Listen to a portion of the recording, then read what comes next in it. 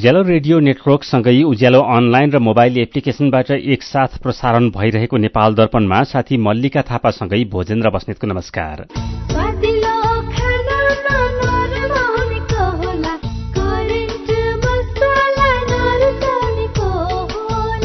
नेपाल दर्पणको साथमा करेन्ट मसला र करेन्ट चिया स्वादको झट्का। नेपाल दर्पण सुरु गरौं मुख्य खबरका शीर्षकहरूबाट। रासायनिक मलमा दिँदै आएको अनुदान घटाएको विरोधमा काठमाडौँमा विरोध प्रदर्शन। अनुदान कटौती विरूद्ध कांग्रेस, एमाले, राप्रपा लगायतका किसान संगठनद्वारा आन्दोलनको घोषणा। मन्त्री र उच्च पदस्थ कर्मचारीको विदेश भ्रमणमा कडाई गर्ने सरकारको निर्णय। एती एयरलाइन्सको विमान दुर्घटना जाँच आयोगको म्याद 45 दिन थप। सरकारको आमदानी भन्दा खर्च 1 खर्ब 56 अर्ब रुपैयाँले धेरै। 8 महिनामा विकास खर्च जम्मा 22% मात्रै।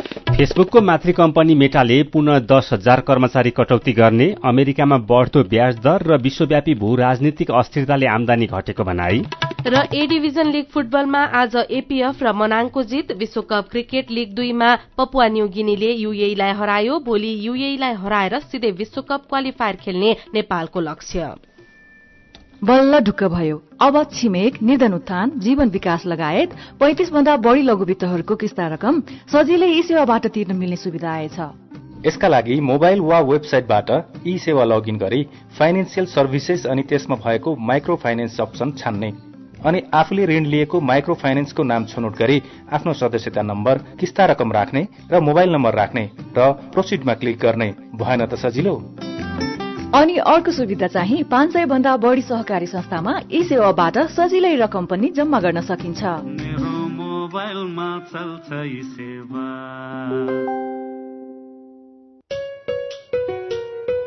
खुसी कसरी खुसी हुन्छ जब बन्ने छैन कोही। आफ्नो भन्दैमा आफ्नो हुन सम्पर्कमा बस्या खै। सम्पर्कका लागि बलियो आधार नेपाल टेलिकम हो राष्ट्रकै सञ्चार। सम्पर्कको आधार राष्ट्रको सञ्चार। नेपाल टेलिकम राष्ट्रको सञ्चार। नेपाल टेलिकम राष्ट्रको सञ्चार। तिमीले पनि पाउने मलाई पनि आउने। आउने कुरो आएपछि मन भयो रमाउने। आइएमई पे रिफर गरिदे मलाई पनि फाइदा अनि तिमीलाई पनि छ। आइएमई पे रिफर गरिदे मलाई पनि फाइदा अनि तिमीलाई पनि छ। IME pay refer and earn offer. IME pay mobile एपलाई आफ्नो साथी सर्कलमा रिफर गरी रिफर गर्ने र सो रिफर एक्सेप्ट गर्ने दुवैले पाउनुहोस् 25-25 रुपैयाँ। नेपाल दर्पणमा अब खबरको सिलसिला। सरकारले रासायनिक मलमा दिँदै आएको अनुदान घटाएको विरोधमा काठमाडौँमा प्रदर्शन भएको छ। राष्ट्रिय प्रजातान्त्रिक किसान संगठनले काठमाडौँको माइतीघर मण्डलामा विरोध प्रदर्शन गरेको हो। प्रदर्शनमा सहभागीहरूले नेपाली नागरिकको जीवनयापनको मुख्य आधार कृषि नै भएको बताउँदै रासायनिक मलमा मूल्य बढ़ाएर नागरिक विरूद्ध काम गरेको बताएका छन्।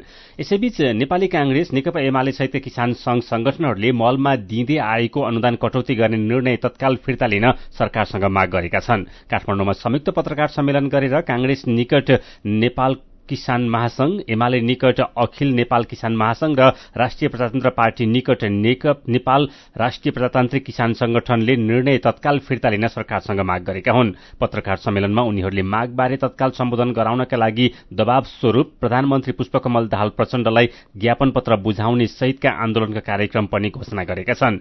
पर्सि शुक्रबार प्रधानमन्त्री प्रचण्डलाई ज्ञापन पत्र बुझाउने देशभर संयुक्त किसान संघर्ष समिति निर्माण गरी धरना, जुलुस, चक्का जाम लगायतका आन्दोलनका कार्यक्रम घोषणा गर्ने निर्णय गरेको अखिल नेपाल किसान महासंघका अध्यक्ष डाक्टर प्रेम दंगालले जानकारी दिनुभयो। सरकारले गएको फागुन 26 गते रासायनिक मलमा दिँदै आएको अनुदान घटाउने निर्णय गरेको थियो। सरकारले मन्त्री र उच्च पदस्थ कर्मचारीको विदेश भ्रमणमा कडाई गर्ने निर्णय गरेको छ। हिजो बसेको मन्त्री परिषद बैठकका निर्णय सार्वजनिक गर्दै सरकारका प्रवक्ता एवं संचार तथा सूचना प्रविधि मन्त्री रेखा शर्माले मन्त्री र उच्च पदस्थ कर्मचारीको विदेश भ्रमणमा कडाई गर्ने निर्णय भएको जानकारी गराउनु भएको हो। सरकारले नेपाल सरकारका मन्त्री र अन्य उच्च पदस्थ कर्मचारीले अब अति आवश्यक बाहेक वैदेशिक भ्रमण नगर्ने उहाँले बताउनुभयो। यस्तै बैठकले पोखरामा भएको यति एयरलाइन्सको विमान दुर्घटनाको जाँच आयोगको म्याद 45 दिन थप गर्ने निर्णय पनि गरेको मन्त्री शर्माले जानकारी दिनुभयो। बैठकले नेपाल स्थानीय पूर्वाधार सहयोग कार्यक्रमका लागि बेलायत सरकारबाट प्राप्त हुने झण्डै 14 अर्ब 31 करोड़ रूपैयाँ अनुदान सहायता स्वीकार गर्ने निर्णय गरेको छ।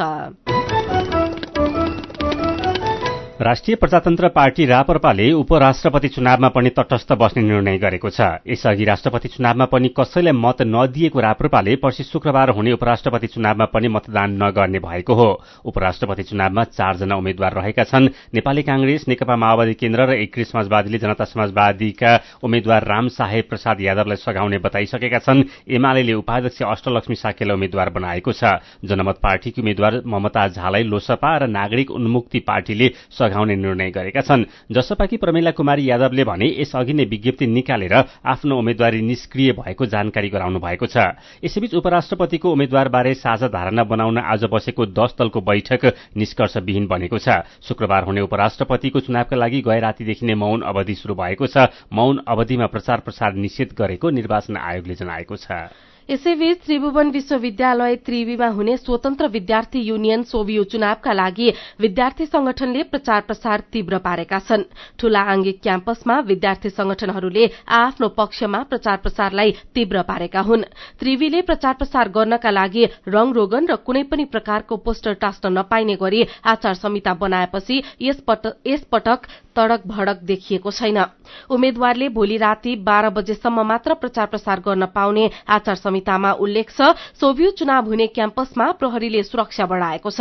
काठमाडौँ उपत्यकाका त्रिचन्द्र, आरआर, पाटन संयुक्त, विश्वभाषा लगायत विभिन्न जिल्लाका केही क्याम्पसमा पनि विवादका कारण चुनाव प्रक्रिया अघि बढ़न सकेको छैन। सोभियो चुनाव अन्तर्गत मतदान चैत 5 गते हुँदैछ। लक्ष्य अनुसार राजस्व संकलन हुन नसक्दा सरकारको आमदानी भन्दा खर्च धेरै भएको छ। सरकारी आय व्ययको हिसाब किताब राख्ने महालेखा नियन्त्रकको कार्यालयका अनुसार साउनदेखि फागुनसम्म अर्थात 8 महिनामा सरकारको आमदानी भन्दा खर्च 1.5 खर्ब रूपैयाँ भन्दा धेरै रहेको छ। 8 महिनामा सरकारको आमदानी 6 खर्ब 22 अर्ब 78 करोड़ रूपैयाँ रहेकोमा खर्च भने 7 खर्ब 79 अर्ब 23 करोड़ रूपैयाँ रहेको छ। सरकारको आमदानी भन्दा खर्च 1 खर्ब 56 अर्ब 44 करोड़ रूपैयाँले धेरै रहेको हो। चालू आर्थिक वर्षका लागि सरकारले 17 खर्ब 93 अर्ब 83 करोड़ 73 लाख रूपैयाँको बजेट ल्याएकोमा लक्ष्य पूरा नहुने देखिएपछि अर्धवार्षिक समीक्षा मार्फत बजेटलाई संशोधन गरेर 15 खर्ब 49 अर्ब 79 करोड़ रूपैयाँमा झारेको छ। 8 महिनामा सरकारको आमदानी लक्ष्यको 42.7% मात्र रहेको छ।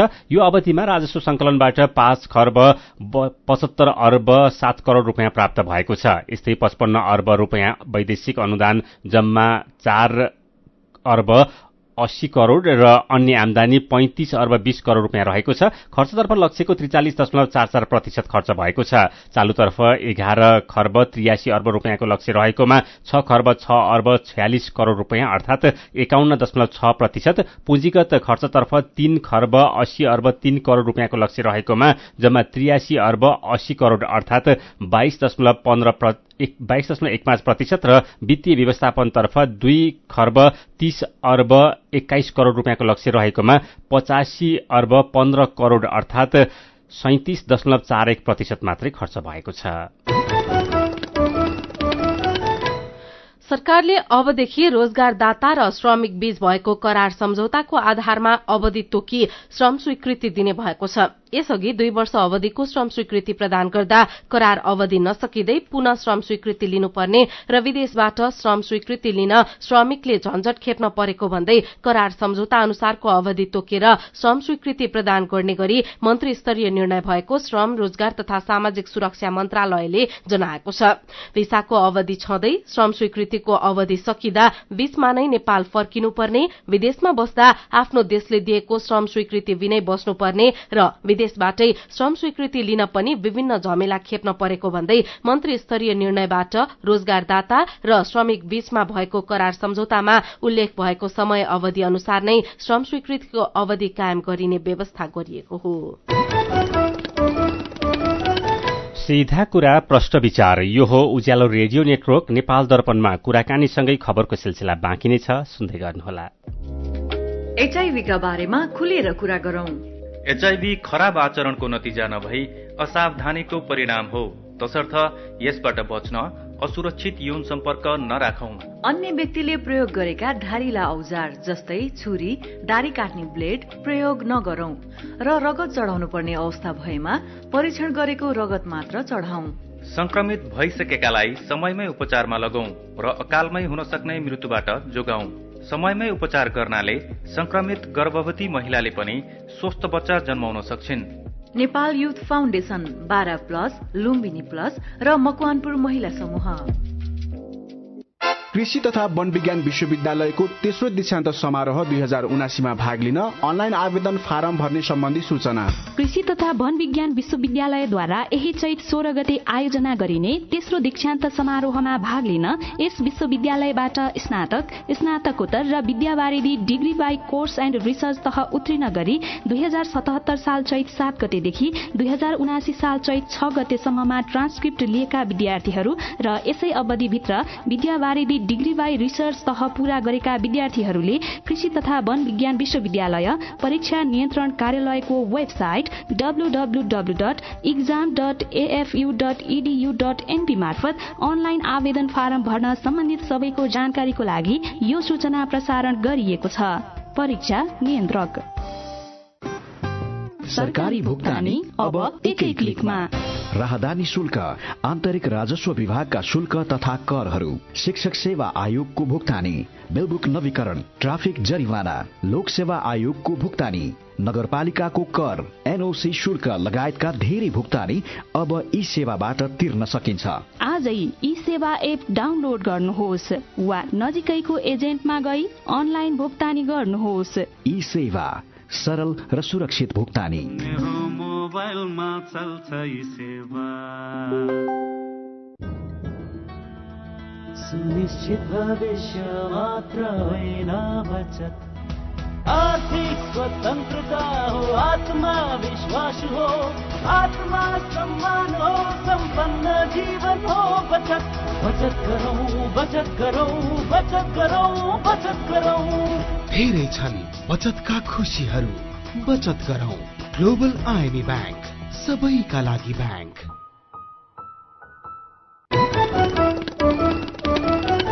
उज्यालो रेडियो नेटवर्कबाट प्रसारण भइरहेको नेपाल दर्पणमा तपाईंलाई फेरि स्वागत छ। यतिन्जेल हामीले रासायनिक मलमा अनुदान कटौती विरूद्ध कांग्रेस, एमाले, राप्रपा लगायतका किसान संगठनद्वारा आन्दोलनको घोषणा, मन्त्री र उच्च पदस्थ कर्मचारीको विदेश भ्रमणमा कडाई गर्ने सरकारको निर्णय, सरकारको आमदानी भन्दा खर्च 1 खर्ब 56 अर्ब रुपियाँले धेरै लगायतका खबर प्रस्तुत गर्यौं। नेपाल दर्पणमा अब बाँकी प्रसंग।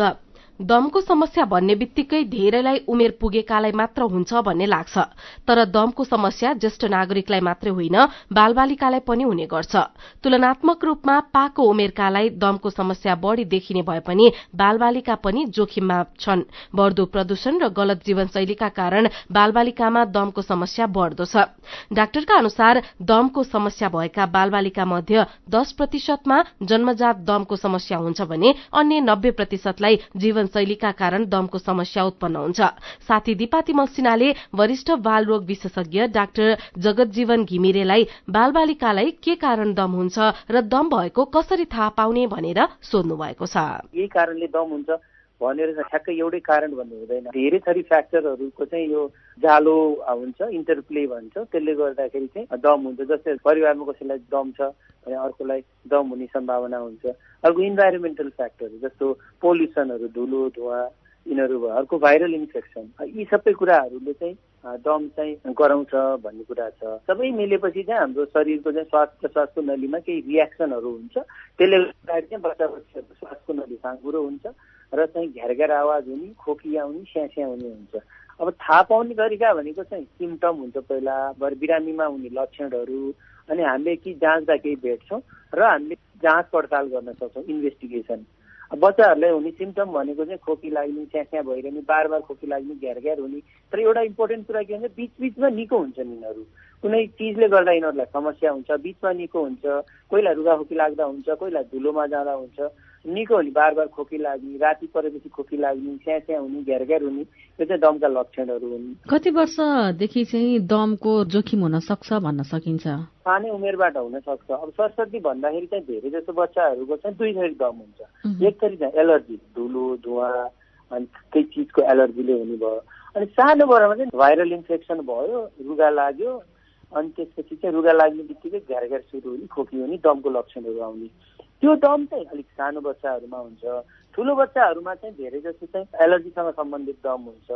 दम सबै एज ग्रुपमा हुन्छ। लक्षण देखेपछि मात्रै स्वास्थ्य जाँच गर्दा देखा पर्ने हो कि लक्षण नदेखिँदा पनि स्वास्थ्य जाँच गर्दा दम भएको हुन सक्छ भनेर पत्ता लाग्न सक्छ? होइन, लक्षण बिना जाँच गर्नु हुँदैन, किनभने इन्भेस्टिगेसनहरूकोमा चाहिँ तपाईँको पोजिटिभ यो टेस्टहरूको फ्यालेसिजहरू पनि हुन्छ। त्यही भएर जसलाई सिम्टम छ नि उहाँहरूलाई मात्रै जाँच गर्ने हो। यसको उपचार चाहिँ के हुन्छ? उपचार चाहिँ दुई थरी औषधिको चाहिँ प्रयोग हुन्छ हामीले। एक थरी चाहिँ तुरुन्त आराम गराउने, तिनीहरूलाई हामीले रिलिभर भन्छौँ। अर्को चाहिँ अलिकति जुन श्वासको चाहिँ पाइपमा भएको समस्याहरूलाई गर्नलाई चाहिँ कन्ट्रोलर भन्छौँ हामीले। केही लामो समयको चाहिँ कन्ट्रोल भयो भने बल्ल निकोतिर जान्छ भन्ने चाहिँ हामीले सिद्धान्तलाई एकदमै आत्मसात गर्नुपर्ने हुन्छ। त्यही भएर अब बच्चाबच्चीहरू चाहिँ अब कहिले काहीँ वर्षमा एकचोटि आक्कल झुक्कल चाहिँ बिरामी हुन्छन् भने चाहिँ हामीले तिनीहरूलाई रेगुलर उपचार गर्नु पर्दैन। तर जसलाई महिनै पछि समस्या छ, जसलाई हस्पिटल भर्ना भइरहेको पर्छ, उहाँहरूको लागि चाहिँ हामीले रेगुलरले केही समय 3 महिना जति चाहिँ राम्रो भएपछि बिस्तारै औषधि पनि बिस्तारै बन्द गर्दै गर्छौँ। हामीले चाहिँ यो श्वास प्रश्वासको माध्यमबाट दिने औषधि प्रयोग गर्नुपर्ने हुन्छ दममा, किनभने खाने औषधिको एकदमै धेरै साइड इफेक्ट हुन्छ। बल्झिएको बेलामा फेरि उपचार गर्नुपर्ने हुनसक्छ। तर चाहिँ सानो बच्चाहरूको चाहिँ एक हिसाबले राम्ररी नियन्त्रण गर्न सक्यो भने 3-6 महिना निको नै हुने सम्भावना चाहिँ हुन्छ। तर रोग चाहिँ बाई नेचर, रोगको नेचर चाहिँ के हो भन्दा फेरि पनि कुनै दिन बल्झिने हुन चाहिँ सक्छ। तर एउटा कुरा दम छ भन्दैन सधैँ औषधि लाउनु चाहिँ पर्दैन। अब गाह्रो भएको बेलामा औषधि लाउने, सपोज गाह्रो भयो भने 3-6 महिना औषधिको प्रयोग गर्ने, रोगलाई चाहिँ नियन्त्रणमा राख्ने हो। लामो समयको नियन्त्रणले नै निको तिर लग्छ। नियन्त्रण हुन सकेन भने चाहिँ निको हुँदैन। यद्यपि सबै बच्चाहरूको दम चाहिँ निको नै हुन्छ, जिन्दगीमा कहिले पनि बल्झिँदैन भन्ने चाहिँ होइन। उहाँ हुनुहुन्थ्यो बाल रोग विशेषज्ञ डाक्टर जगत जीवन घिमिरे। नेपाल दर्पणमा खबरकै सिलसिला। काठमाडौँ महानगरपालिकाकी उपमेयर सुनिता डङ्गोलले ऐनमा पालिकाहरूलाई बजार अनुगमनको अधिकार दिए पनि कार्यान्वयन गर्नलाई हात बाँधिदिएको गुनासो गर्नुभएको छ। विश्व उपभोक्ता अधिकार दिवसको अवसरमा काठमाडौँमा आयोजित मूल समारोहमा उपमेयर डङ्गोलले बजार अनुगमनको अधिकार मात्रै नभएर कार्यान्वयन गर्नका लागि आवश्यक कानून पनि बनाउनुपर्ने बताउनुभयो। उहाँले बजार अनुगमन व्यक्तिगत भन्दा पनि स्वचालित प्रणालीमा हुनुपर्ने बताउनुभयो। यसैबीच विज्ञहरूले संघ, प्रदेश र पालिका बीच आवश्यक समन्वय हुन नसक्दा एकल र साझा अधिकारका विषयहरू दोहोरिएको गुनासो गरेका छन्। सिंहदरबारमा बसेको राष्ट्रिय सरोकार तथा समन्वय समितिको बैठकमा अध्ययन प्रतिवेदन पेश गर्दै विज्ञहरूले समन्वयका अभावमा समस्या दोहोरिएको बताएका हुन्। यस्तै एकल अधिकार अन्तर्गत दोहोरिएका विषय तथा साझा अधिकारका विषयमा कानून बन्न दुविधा रहेका कारण शिक्षा, स्वास्थ्य, सहकारी, निजामती, प्रहरी लोक सेवा आयोग लगायतका कानूनहरू बन्न नसकेको पनि विज्ञहरूको भनाइ छ।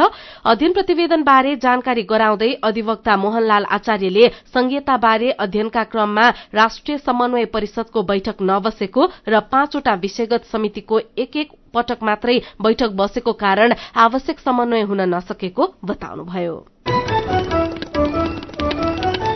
नेपाल विद्युत प्राधिकरणको वितरणतर्फको विद्युत चुहावट 7.99% झरेको छ। गएको साउनदेखि माघसम्मको तथ्याङ्क अनुसार अघिल्लो वर्षको तुलनामा विद्युत चुहावट 1.66%ले घटेर 7.99% सीमित भएको प्राधिकरणले जनाएको छ। नियमित रूपमा विद्युत आपूर्ति र प्राविधिक तथा गैर प्राविधिक चुहावट नियन्त्रणका लागि सञ्चालन गरिएका अभियानले चुहावट घटेको प्राधिकरणको दावी छ। यस्तै प्रसारणतर्फको माघसम्मको चुहावट 4.60% सहित प्रणालीको समग्र विद्युत चुहावट 12.59% सीमित भएको छ। गएको असारसम्ममा समग्र प्रणालीको विद्युत चुहावट 15.38% थियो। पूर्व पश्चिम राजमार्गको नारायणघाट बुटोल सड़क विस्तारका क्रममा वन्यजन्तुका लागि 35 वटा अण्डरपास निर्माण गरिने भएको छ। आयोजनाको पूर्वी खण्डमा 22 र पश्चिम खण्डमा 13 गरेर 35 वटा अण्डरपास तयार हुने आयोजनाका व्यवस्थापक राकेश झाले बताउनुभयो। वन्यजन्तुका कारण हुने सड़क दुर्घटना तथा दुर्घटनाबाट वन्यजन्तुलाई जोगाउन साना र ठूला गरेर 35 वटा अण्डरपास निर्माण गरिने झाले जानकारी दिनुभयो। यसरी निर्माण गरिने अण्डरपास 3 देखि 12 मिटरसम्म उचाइ र आवश्यकता अनुसार 16 मिटरसम्म फराकिलो हुने झाले बताउनुभयो। नेपाल दर्पणमा मेरो पनि भन्नु छ सँगै खबरको सिलसिला बाँकी नै छ, सुन्दै गर्नुहोला। आधुनिक र प्राकृतिक चिकित्सा पद्धतिको वैज्ञानिक सम्मिश्रण स्थल डनी हिलिङ क्लिनिक। यहाँ विशेषज्ञहरूद्वारा नसा, हाड जोड्नी, मांसपेशीका दुखाइ र अन्य समस्याको उचित परीक्षणद्वारा रोगको पहिचान, उपचार र परामर्श प्रदान गरिन्छ। Physiotherapy, acupuncture, Ayurveda, medical massage तथा विशेषज्ञहरूको सल्लाह अनुसार न्यूनतम प्रतिकूल प्रभाव हुने गरी उचित उपचार गरिन्छ। स्वस्थ जीवनशैली तथा निरोधात्मक परामर्शको लागि आउनुहोस्। हाम्रो सिद्धान्त निको प्रकृतिले पार्छ, हामी सहयोग गर्छौं। डनी हिलिङ क्लिनिक, एकान्त कुना road, Jawalakhel. Phone number 5521 885, 98 018 16 380। Website denihealing.com। सुरक्षित र समृद्ध होस् जिन्दगीको सेरोफेरो। भोलिको लागि सोच्नु पर्ने कर्तव्य हो तिम्रो मेरो। ढुक्क हुन भोलिलाई बिमा गरौँ है, नेशनल लाइफ इन्सुरेन्समा बिमा गरौँ है। विगत 35 वर्षदेखि सञ्चालनरत नेपालकै पहिलो अग्रणी जीवन बीमा company national life insurance company, Ajimpat, Kathmandu. तातोले झन्डै जिब्रो चाहियो। मलाई 1 लाख रुपैयाँ दिनु न। पहिला मलाई हँसाएर देखाऊ। मैले तपाईलाई हँसा भने तपाईले मलाई 1 लाख रुपैयाँ दिनुहुन्छ? मैले दिने होइन नि त, जस्मिन पेन्ट्सले दिन्छ। जस्मिन कुल कमेडी फुल। तपाई पनि स्ट्यान्ड अप कमेडी खिचेर पठाइहाल्नुहोस् है।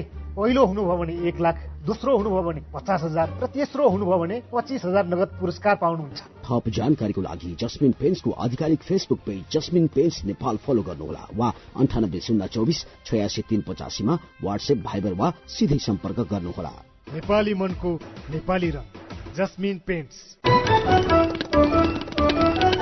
उज्यालो रेडियो नेटवर्क मार्फत देशभरिका विभिन्न एफएम स्टेशन तथा उज्यालो अनलाइन र मोबाइल एप्लिकेशनमा प्रसारण भइरहेको नेपाल दर्पणमा तपाईँलाई फेरि स्वागत छ। अब बाँकी खबर।